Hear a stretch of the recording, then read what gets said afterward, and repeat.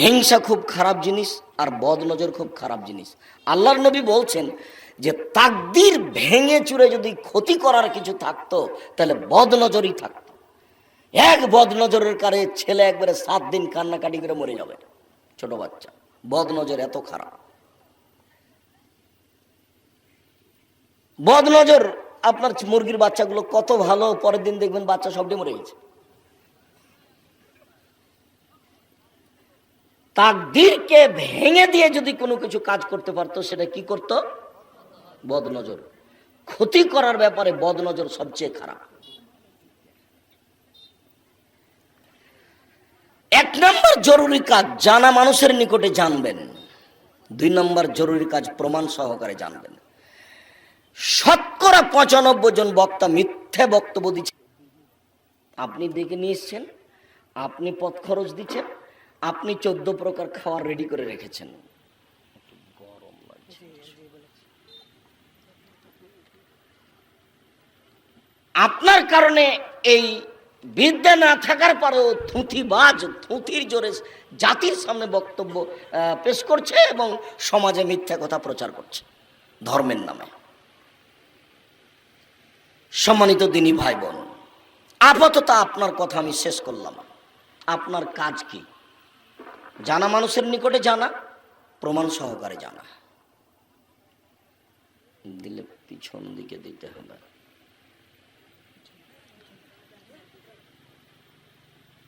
এরপরে একটু আমাদের পরিচয়, আমরা কারা।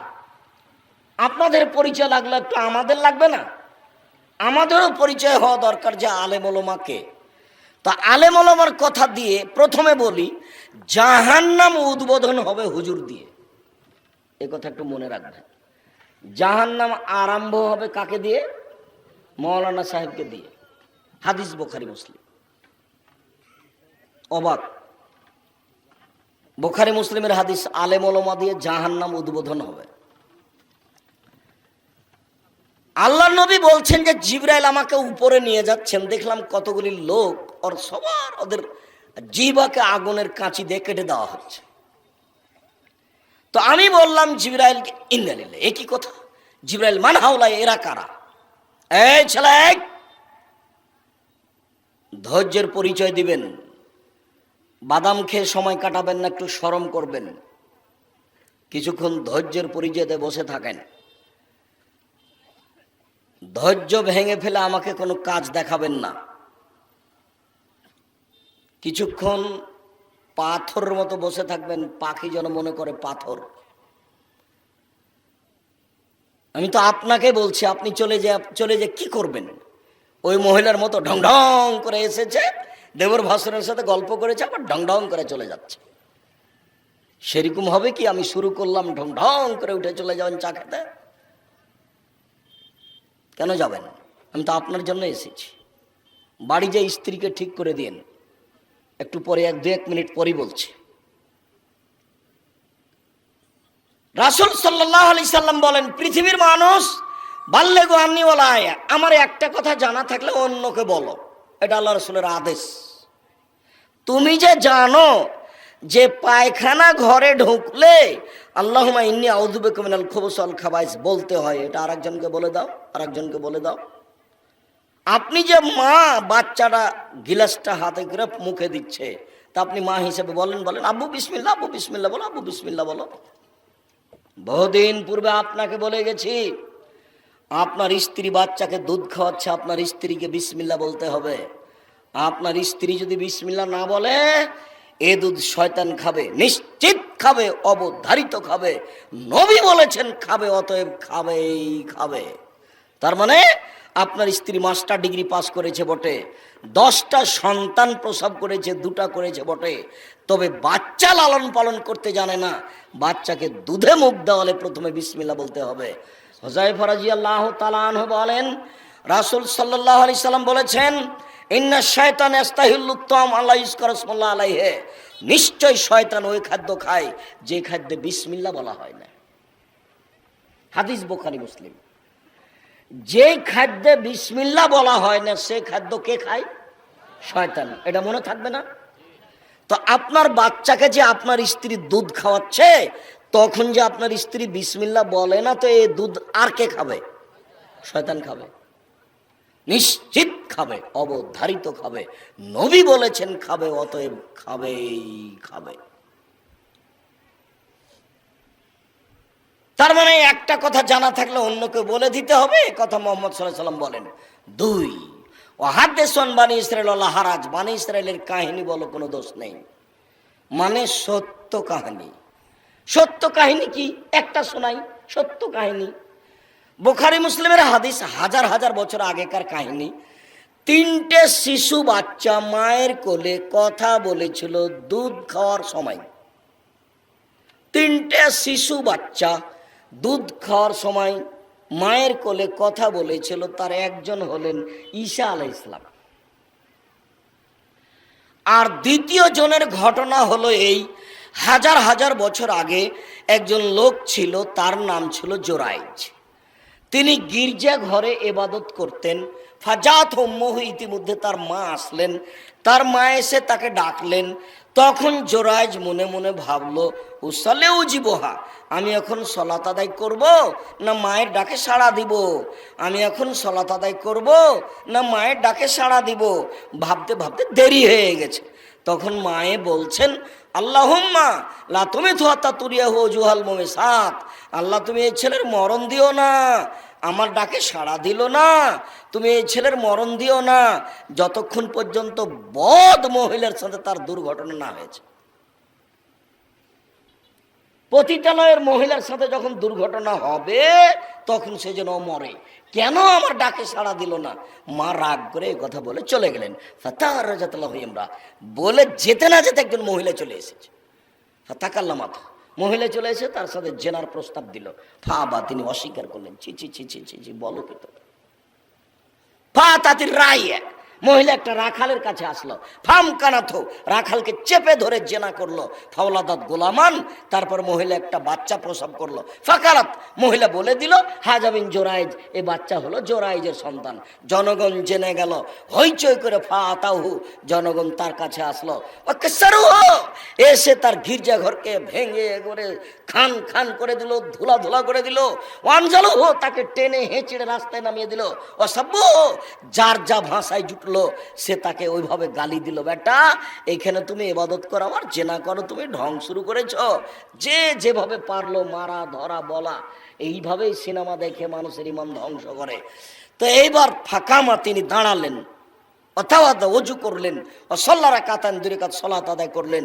2 রাকাত সলাত আদায় করে দুধের বাচ্চার কাছে গিয়ে বলছেন, ও দুধের বাচ্চা, বলো তোমার আবুকা, তোমার বাপকে? তখন দুধের বাচ্চা বলছে, আবিয়া রাই, আমার বাপ হচ্ছে রাখাল। জনগণ বলল, নাবনি সামাতাকা বিজাহাবে, জোরাইজ তোমার গির্জাঘর স্বর্ণ দিয়ে বানিয়ে দিব। জোরাইজ বললেন, লা ইল্লা বিত্তিন, না, আমার গির্জাঘর স্বর্ণ দিয়ে বানাতে হবে না, মাটি দিয়ে বানাতে হবে।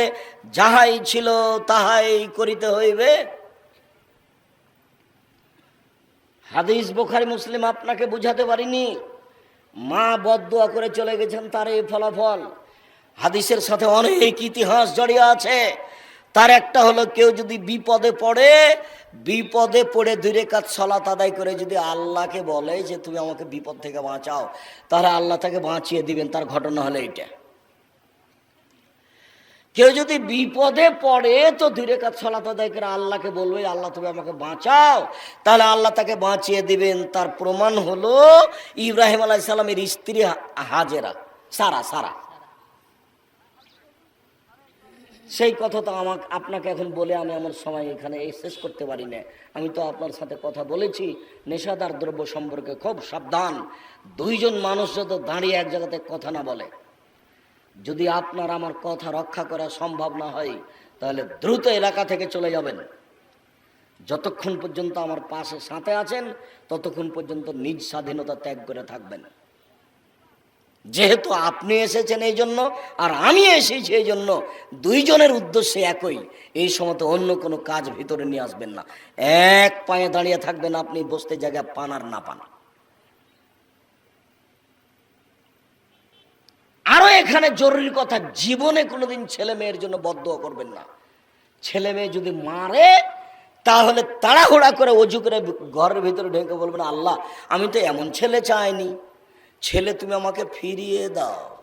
ছেলে যেন আমার কাছে ক্ষমা চেয়ে বলে, আব্বু আমার ভুল হয়েছে, আম্মু আমার ভুল হয়েছে, আপনাকে আমার কোনোদিন এভাবে কথা বলবো না, তুমি আমাকে ছেলে ফিরিয়ে দাও।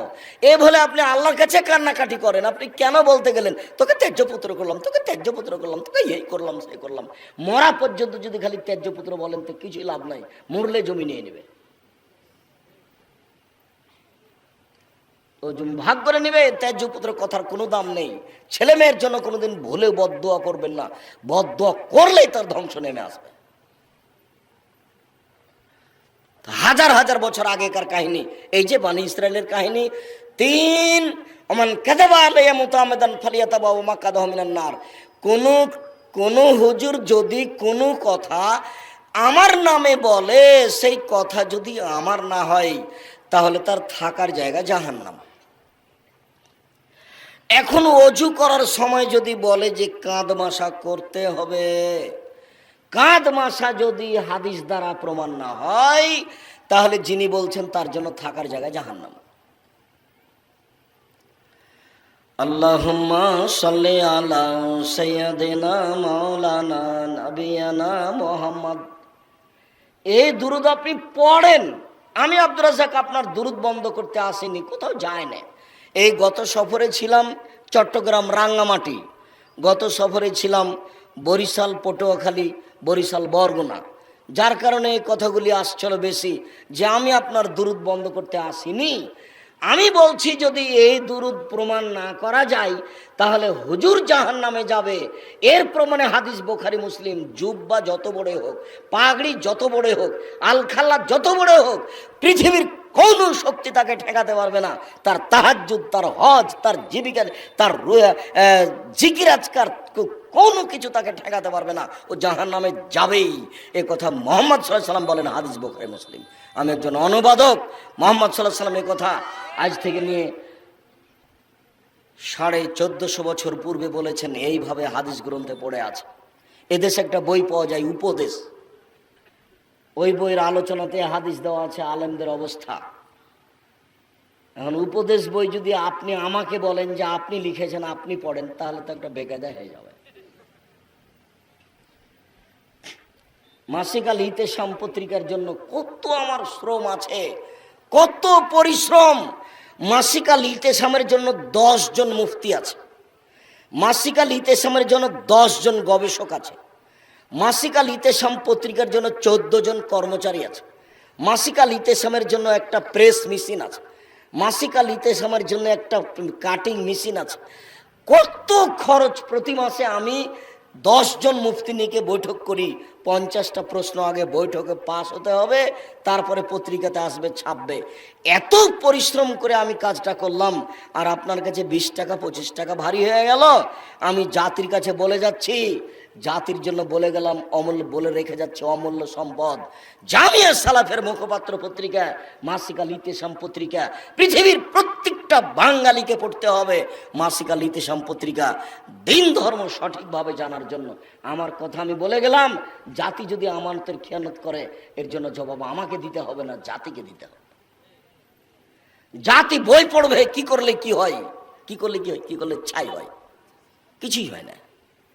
বইয়ের নাম কি করলে কি হয়, বইয়ের নাম মুকসেদুল মুমিনিন। একটা হেডলাইন আছে যে অবিবাহিত অবস্থায় অবিবাহিত ছেলে মেয়ের পড়া নিষেধ। হেডলাইন দেখে যে দেখে সে পড়ে, যে দেখে সে পড়ে। কিরে এখানে কি আছে? তাই হেডলাইনের পরে লেখক লিখছেন, ভরা পেটে স্ত্রী মিলন হলে ছেলে ভ্যাংচা হয়, সফরের পূর্বে স্ত্রী মিলন হলে ছেলে টেরা হয়, চন্দ্র সূর্য গ্রহণের সময় স্ত্রী মিলন হলে ছেলে কানা হয়। এইভাবে লিখতে লিখতে 7-8 পৃষ্ঠা লিখলেন। আল্লাহর কসম, আল্লাহে আল্লাহর কসম, আল্লাহে আল্লাহর কসম, আমি আব্দুর রাজ্জাক বিন ইউসুফ বলছি, হেডলাইনের পরে একটা কথাও সত্য নেই, সব মিথ্যে। শুধু মিথ্যে নয়, সরাসরি কোরআনের বিরোধী। কোরআন মাজিদে আল্লাহ বলছেন, নিসা হুকুম হারফুল লাকুম ফাতু হারসাকুম। পৃথিবীর মানুষ তোমাদের স্ত্রী, তোমাদের জমি, আল্লাহ তাআলা বলছেন, পৃথিবীর মানুষ, তোমাদের স্ত্রী, তোমাদের ক্ষেত, তোমরা তোমাদের জমিতে আসো তোমাদের ইচ্ছা মতো, সকালেই কি, বিকেলেই কি, ভরা পেটেই কি, সফরের পূর্বেই কি, চন্দ্রগ্রহণ লাগলেই কি আর না লাগলেই কি। এই কথা আল্লাহ বলছেন, আর লেখক এভাবে বলেন। সেই বই কিনা আপনি দিন কাটান। আর আমি আপনাকে কত অনুরোধ করলাম, জাতির জন্য আমি অনুরোধ জানিয়ে যাচ্ছি, আমি জাতিকে ধর্মের ব্যাপারে ফাঁকি দিইনি। জাতির যদি রাস্তাঘাট করে দিতে না পারি, জাতির যদি স্কুল কলেজ করে দিতে না পারি, জাতিকে চূড়ান্ত সঠিক ধর্ম দিতে পারবো ইনশাল্লাহ। ধর্মের ব্যাপারে জাতিকে ফাঁকি দিয়ে আমি পরকাল হারাতে রাজি নই। আমি মুখে কলমে মিডিয়ায় জাতির সামনে সঠিক কথা বলার চেষ্টা করছি। মিডিয়া জাতির সামনে পেশ করেছি আপনার অনলাইন আল ইতেশাম টিভি, অনলাইন আল ইতেশাম টিভি, জামিয়া সালাফের পক্ষ থেকে আছে অনলাইন আল ইতেশাম টিভি মিডিয়া। আর এই কলম আছে মাসিক আল ইতেশাম পত্রিকা সহ আরও অনেক বই। আর আমি নিজে মুখে বলছি, জাতিকে বলার জন্য বলে যাচ্ছি, আমি জাতির ক্ষতি করছি এটা আমার মনে বলে না। আমার মনে সব সময় বলছে আমি বিভিন্নভাবে জাতিকে সঠিকভাবে দিন ধর্ম পৌঁছানোর জন্য চেষ্টা চালিয়ে যাচ্ছি। জাতি যদি মূল্যায়ন না করে, জবাব আমাকে দিতে হবে না, আপনাকে দিতে হবে। যার কারণে মাঝে মধ্যে বলেছি, যুবক, আমার বক্তব্যের সাথে মুনাফিকি করো না। দেখো, আমি যেটা বলছি সেটাকে মূল্যায়ন করার চেষ্টা করিও। সম্মানিত দিনী ভাই বোন, আল্লাহর নবী বললেন, পৃথিবীর মানুষ, আমার একটি কথা জানা থাকলে অন্যকে বলো। 2, বানি ইসরায়েলের কাহিনী বলো। 3, কেউ যদি কোনো কথা আমার নামে বলে, সেই কথা যদি আমার না হয়, তাহলে তার থাকার জায়গায় জাহান্নাম। হুজুর যত বড়ই হোক, জুব্বা যত বড়ই হোক, যার কারণে হুজুর মুখ দিয়ে যে কথা বলছে সেটাকে ঠিক করে নিতে হবে নবীর কিনা। হুজুর যে কলম ধরলেন, কলম ধরার আগে ঠিক হতে হবে যেটা উনি কলমে লিখলেন সেটা ঠিক কি বেঠিক। এদেশের মাটিতে প্রায় 3 লক্ষ মানুষের বানানো হাদিস আছে। ফাজাইল আমলে বই আছে যে আদম আলাইহিস সালাম ভারত থেকে 60,000 বার হজ করতে গেছেন। তাহলে বয়স হতে হবে 60,000 বছর। বয়স কত হতে হবে? 60,000 বছর। 60,000 বছর কি এখানে আছে গো?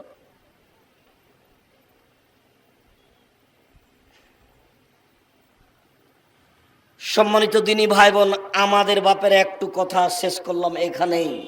হুজুর বুঝতে পারেনি হুজুরের অবস্থা কত কঠিন। হুজুর মুখে বলার আগে তার বিবেচনা করা দরকার ছিল। হুজুর বলুক, আমি বলতে নিষেধ করিনি।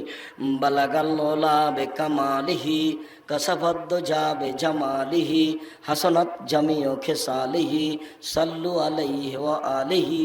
আমি বলতে নিষেধ করিনি। যদি এটা রাসূলের দুরূদ না হয় তাহলে কি হবে? মরার সাথে সাথে মুখখানা আপনি কেবলার দিকে করে দিলেন, আমি কেবলার দিকে করতে নিষেধ করিনি। কেবলার দিকে করা যদি রাসূলের পক্ষ থেকে না হয় তাহলে আপনার কি হবে?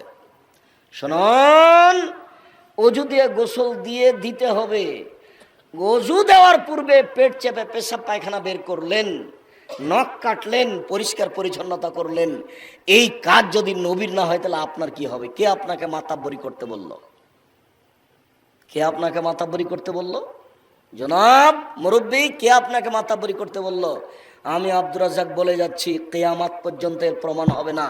জাতি যদি কোনোদিন প্রমাণ করে দিতে পারে যে মানুষ যে মারা গেছে তার নখ কাটতে হবে তারপরে গোসল, মানুষ যে মারা গেছে তার পেট চেপে পেশাব পায়খানা বের করতে হবে তারপরে গোসল, মানুষ যে মারা গেছে তার নিচের লুম পরিষ্কার করতে হবে তারপরে গোসল, মানুষ মারা গেছে তার গোপ ছোট করতে হবে তারপরে গোসল, এটা যদি প্রমাণ হয়ে যায়, আমি আব্দুর রাজ্জাক বিন ইউসুফ জাতির সামনে কথা বলবো না, বলবো না, বলবো না। লোক মারা গেছে, বিধান বন্ধ। এতদিন তোমার মা কোথায় ছিল? হে বোকা ছেলে, তোমার মা এতদিন কোথায় ছিল? তোমার মা পরিষ্কার পরিচ্ছন্নতার কাজ করতে পারেনি, তুমি কোথায় ছিলে?